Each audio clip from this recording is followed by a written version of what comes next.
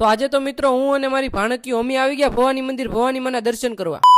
તો જય માતાજી બધાઈને. આજે તો સવારમાં થઈ ગયો હું નાઈ ધોઈને તૈયાર કે બાબુરાવ કા સ્ટાઇલ હે. અને પછી બેસી ગયો નાસ્તો કરવા. અને નાસ્તામાં છે ગાંઠિયાનું શાક, રોટલી અને કેસર કેરી. અને મારી હારે છે મારી બે ભાણકીઓ ગણેશ્વરી અને પવિત્રા.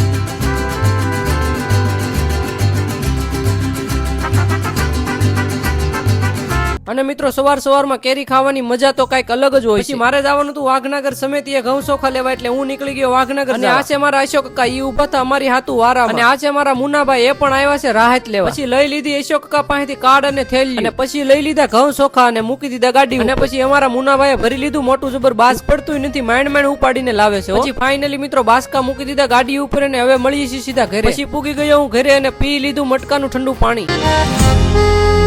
પછી હું આવી ગયો મારા બેન ના ઘરે, કારણ કે મારે અને મારી ભાણકીઓ ગણેશ્વરી અને પવિત્રા મારે જવાનું છે ભવાની મંદિર ભવાની માના દર્શન કરો. હાલો મિત્રો, તો તમને પણ દર્શન કરાવું ભવાની માના.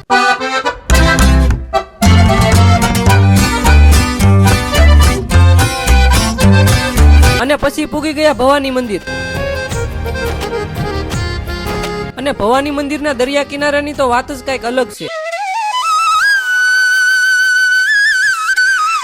પછી માતાજીના દર્શન કરી અને લઈ લીધી પ્રસાદી. અને હવે અમે જઈએ છીએ નીચે દરિયા કિનારે કોળમાં. તો વિડીયો ગમ્યો હોય તો લાઈક શેર અને સબસ્ક્રાઇબ કરવાનું ભૂલતા. અને આ મિત્રો, જો તમારે ભવાની મંદિરનો ફૂલ વિડીયો જોવો હોય તો કોમેન્ટ કરી દો, એટલે હું ફરીથી મોટો વિડીયો બનાવી નાખું.